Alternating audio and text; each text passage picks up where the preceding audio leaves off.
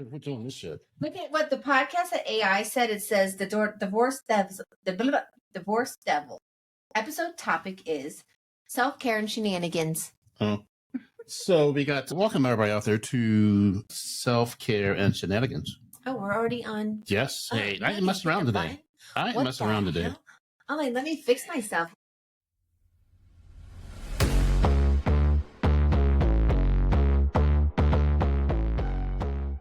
Welcome to the Divorce Devil Podcast, a show tailor-made for those stepping out of the divorce recovery space. Follow your hosts, David and Rachel, as they dive into the all-too-familiar shitstorm of the more than interesting end-of-the-road divorce topics, stories, and discussions. While realizing it can be a trying stage, they have been where you are and understand the struggle. And yes, the struggle is real. They know that recovery can be such a clusterfuck. Check out the podcast if you feel like you're juggling chainsaws, then strap in and hold on for some honesty, authenticity, and hard-in-your-face, irrefutable truths. This innovative podcast is not for the faint-hearted, so if you can't handle the certain truths, just keep it moving. If you can, welcome to the show. Oh man, we are like in it. Yes. Yes. Does it help when you do your hair behind in front? I don't know. Today, I could not get my temperature regulated. I was so busy that when I sat, I'm like, I feel like I have a fever. And then all of a sudden I was like, no, I got to do more stuff. So That's an old person stuff. it's called perimenopause or whatever the fuck that shit is. Man, that Perry guy, man, he sucks. Seriously. Yeah. Anyway, it's funny, but come on. Self-care is one of the most important things in divorce recovery. Yeah. It's more so than forgiveness. Yeah. Giving no fucks. Yeah. Whole phase pretty important. Any of that stuff, everything comes back to, no pun intended, C-O-M-E-S, not C-U-M-S, comes back to self-care. Yeah. And a lot of times when we find a topic, and we say this all the time, it's relative to what we're experiencing at the moment. Generally in the moment. It's a freaking snapshot. Most times, I feel like self-care is all encompassing when you're thinking about a divorce, going through divorce, all that stuff. We stop caring about ourselves because the world around us is emotional. You feel like a fucking gremlin. Don't add water because I'm going to fucking change. Don't feed me after midnight because I won't be able to get to tomorrow because you fed me alcohol. So it seems to me that you should take care of yourself or else you'll have $27 in the bank. Your teeth will fall out. You'll be drinking. You'll do all that stuff that some of us do. But you still need to go through that. Yeah. So even though you need self-care, you still need to go through the shitstorm. I think too, I feel like when you're in the beginning of your divorce, you actually feel like you are drowning. There's no life preserver. No one's on the shore that sees you flailing your arms. You feel so alone, even though your spouse is going through it, but you're not going through it technically together. Yes, you're both getting divorced, but you're not having the same journey. So you can't heal while you're drowning because you're trying to save yourself from the drowning, not trying to heal. Because usually there's a giver and there's a receiver. Kind of like sex, but different. No. You're supposed to be both giving? No. Giving, no. In sex, there's a giver and receiver. In divorce, usually there's a giver and receiver. Who pulled the plug, who didn't pull the plug. And I think what we forget is that when you're going through that, and you have to make a conscious decision to take care of yourself. A lot of times, for me, I was seen as selfish. How dare you, a weekend that you don't have your son, go away and have fun? How dare you get a massage when you have $27 in the bank? That might have been during the whole phase, but... Somebody, hey, buy me a massage. Or just rub my body. Yeah. There you go. Dare you laugh? How dare you have fun? Time to do something for you. Yep. And so I think what happens too is we are so hard on ourselves when we're going through something that's like this with anything, even any type of grief or any time of something that breaks that pattern of your supposed happiness. We are the hardest on ourselves. If we lose a family member, if we do this, we are so like, oh, I wasn't there enough. I didn't do this. I could have done more. When you go through a divorce, I've done so much. I don't know what else I can give. And I'm at the point where I have nothing else to give but myself.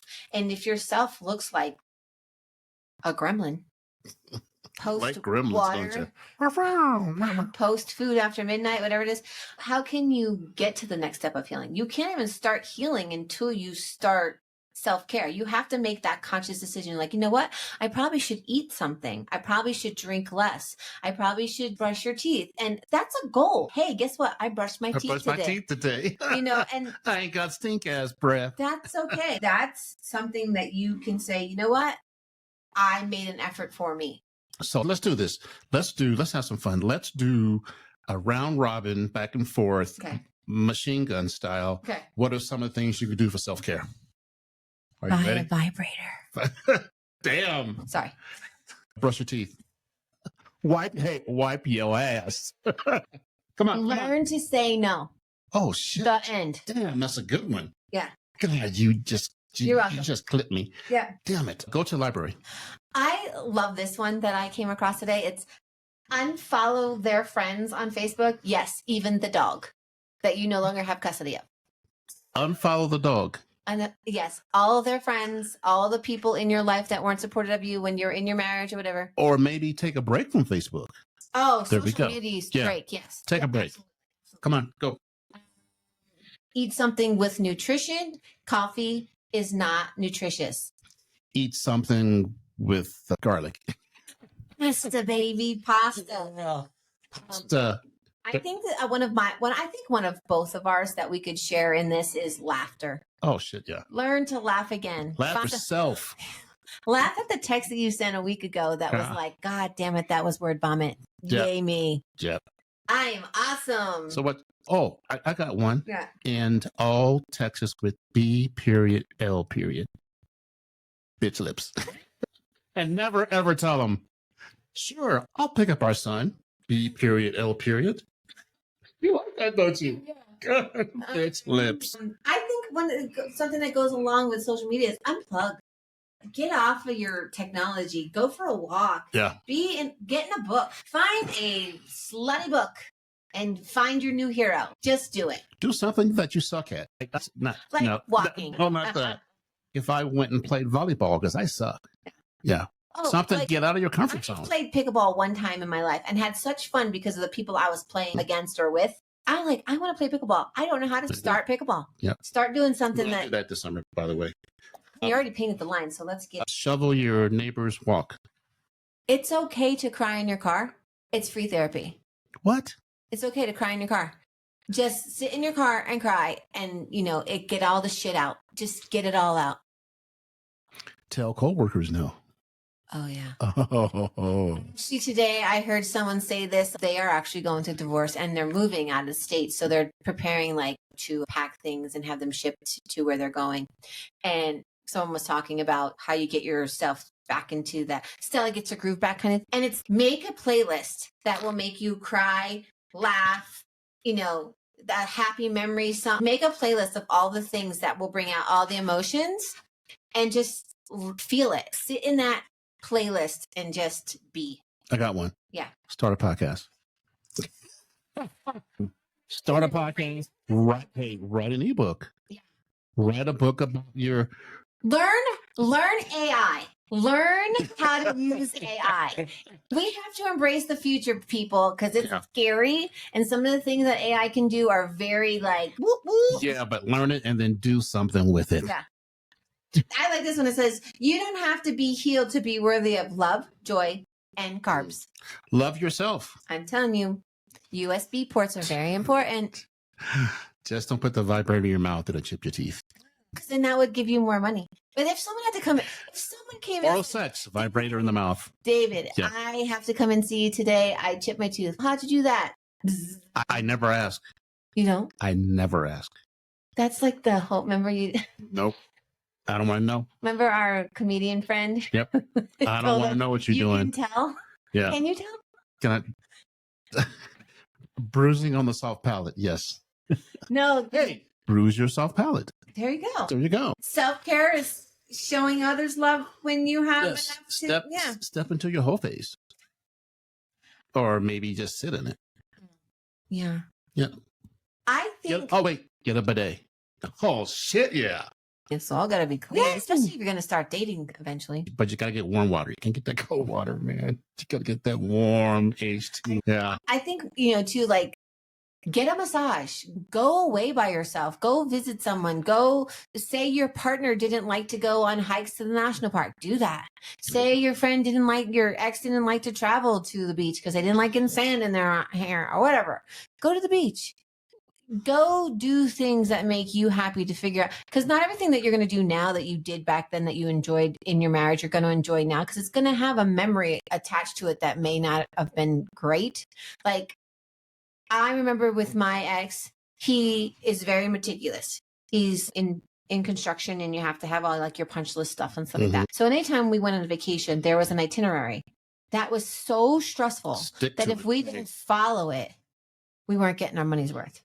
The first time I went on vacation and didn't plan anything other than I'm staying here and I got to rent a car was the most peaceful vacation I have ever had. There you go. I just went on the vacation last year to Ireland and Scotland. Someone else planned it. I just gave them the money. They told me what time to get on the plane. Yep. They told me what time I was going to meet my tour guide. Someone else was telling me the things I needed to do. And I knew I was getting my money's worth because I didn't have to make a single plan. And maybe if you were a sweater of the small stuff, don't sweat the small stuff. Oh, and it's all small stuff. Yeah. And on the opposite side, maybe you ought to sweat some small stuff and you don't fucking care at all. Yeah. So there's a happy medium there. Well, we call it, what is it? Gray healing. Yeah. I feel like everybody's like, oh, I'm going to take care of myself. What does that mean for you? It's different for me or for you, or even my ex-spouse way of they self-care is different than mine. And we had a life together for 24 years. Things that I didn't like to do, but he did, I just immersed myself in so that I could try to like it so that he could do it. And I think now I'm less accommodating to what other people need if my needs aren't being met. Does that make sense? Yep. So I think we have one life. It's my life. I'm given this gift when I'm born. My job is to take care of this human, this person. In order to take care of others. Yeah, not necessarily. I feel like in life, you do take care of other people. I'm a nurse, so of course that's what I do. But I feel like we get so caught up in making sure others are okay that we sacrifice our okayness. And I think as a caregiver and as someone my entire life that has been caring for someone, I can remember the earliest things of 7 or 8, taking care of my sibling. Or my mom who had drank too much, or my dad who had drank too much, or they were out too late and we had school and all the things. So I've always been trying to pick up the pieces for someone else. And it wasn't until I had no pieces. I wasn't even playing the same. I wasn't even doing a puzzle anymore. I was playing Yahtzee and everybody else was putting this puzzle together. And I was like, I don't even have a stake in the game. I don't even have the tools to put a piece in because I got nothing over here. I got dice. They got puzzle pieces. And it wasn't until I took enough time to say, how do I get puzzle pieces? How do I put them? What picture am I trying to paint for myself? And a lot of times, because of who I am, I thought I was being selfish, but what I was actually doing was loving me more than someone else. I think the one thing you have to do with self-care is you actually have to write it down. Yeah. That really helps because there's too much to remember. Visual. And I think there's too much to remember. People like myself included, where I'm like, I journaled. It helped me because I'm very visual in my life in general. If I see something on a piece of paper, I can tell you exactly where it is on the page, what line, all the things. That's how my brain works. If I write it down, I'm holding it accountable because I can see it. I didn't journal that much because it was like Mission Impossible. I thought that the paper was going to blow up. There's this thing called emergenetics, and it's like this big thing that my old company did, like the old district I worked for, and it's like you answer 100 questions, and it puts you into a color. So that's like blue, red, yellow, green. And yellow is basically just picture squirrels. That's you. Red is I'm an entertainer. I like to help people, all the things. Green is you can see other people's perspectives and all that stuff. Blue is analytical. I was what they call as trinomial. I was like 27, 24, and 26. Squirrel. And my other one was like, I'm not very analytical words. Here's the data, how you do the things.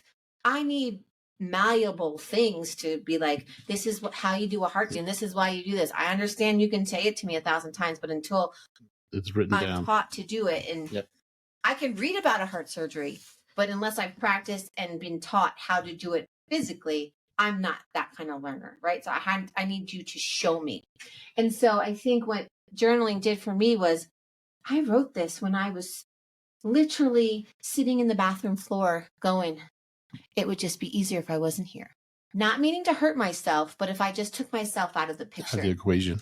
And I think if you can journal and put the mood that you're in or the state of your existence that you're in, when you go back and look at it and you're in a good space, you're like, look how sad I am.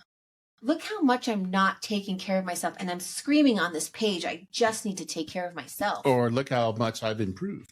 And again, if you go back into some of my journaling, as God damn it, she has all these issues that she didn't know about until David brought them up. There you go. You should have journaled back when we first started. Yeah. You should have journaled after every episode. I do journal. It's online. No, after every episode you Can't did? you get a transcript for this shit? No. Yes. Did you journal after every episode? I journaled after a couple, especially after episode 47, Given No Fucks. No fucks. Because you were confused as hell. I still have a hard time with forgiveness, but I think no, I have forgiven. She died, so it's easy. Yeah. Sorry. Yes, my mother-in-law has passed away 3 weeks ago, and I'm still without. Giving no fucks is giving no fucks, no matter what. Ding Dong the witch is dead, and she's still the grandmother of my children. Yeah. What a burden that has been released from my existence. Yeah. Everybody's got to be happy. Wicked was a great movie. Mm-hmm. Yeah, I think what self-care is, we have all this trauma responses, you have emotional spirals, you have all these things that get in the way of you taking care of yourself, especially if you have kids, because you're like, I'm the parent, I got to do it. It's okay to put your kid in front of a movie so you can not do anything. Yep. It's okay. I think we are very hard on ourselves. I can't say for dads because I'm not one, but for a mom, you're like, I need to do better for that person. And I think in my instance, when I knew my son was coming, I sobered up. When I knew that I couldn't be the best version for him, I sobered up. When I knew if I start wasting away and get sick, I can't take care of him, and then I'm going to lose him. Yep. Because and there's no reason to be 100% on all the time, even when you have them. Yeah. Yeah, because that just wears you out. That's not self-care. Any resentment. Of course, I went from a full-time mom, 7 days a week, 24 hours a day. A lot of times my ex traveled, so I was the mom and the dad a lot. And so to go from that to a 50%. 5-3-2 or whatever it's called, I was like, what is my purpose now? My purpose is to heal me so I can be the best version when in he's between. here. So when he's gone, bam, you can recharge your batteries. You can schedule your hoe face. It's fine. In between. Yeah. Whatever you need to do to get I need right with dinner, yourself. a back rub. Yeah. Yeah. I think one of the things too that I liked here was you're not a rehab center for emotionally unavailable people. Stop trying to fix others while you're still bleeding. It's like the oxygen thing. You can't breathe and help someone else if you give them the oxygen first and then you're like, oh, I just died. Especially if you're hurting. Yeah. Yep. Yeah, you need to fix that shit. Stop being nice, guys. If you're drowning, don't offer to hold someone else's luggage. It's what's weighing you down is other people's stuff. Yeah. All right, folks. That was a quick one. Yeah. Self-care. Self-care is so important. One of the things too is a lot of people think you're broken. You're not broken. You're trying to heal and turn into the new version of you. Yeah. But you're still the same person, just a new version. You need to peel those broken pieces away to reveal the better version of you. And again, whatever that is for you, whatever that might be for you. And there's times where you're like, oh, I can't make this event because I just don't want to. You're allowed to say, no, I'm good. I don't need good. that. Thanks and anyway. To just say no, the end, without an explanation. And there's people around you that care about you will be okay with you doing the ones that give you a guilt trip, they're not your friends. Yeah, no. So you're just becoming the newest version of yourself. And a lot of times, who knows what that looks like? If you've been I was my version for 45 years. I was a doormat. I was a people pleaser. I was a caregiver. If everything's not right, it's my fault. But now you're new, improved chaos, it's my fault. 2.0 Rachel. Yeah. That's going to be the name of the podcast. 2.0 Rachel. Bam. I know. All right, everybody. Take care of yourselves. Take care of each other. And self-care. And be good to each other. Yeah. Yeah. Love you. Love you. Bye. Bye.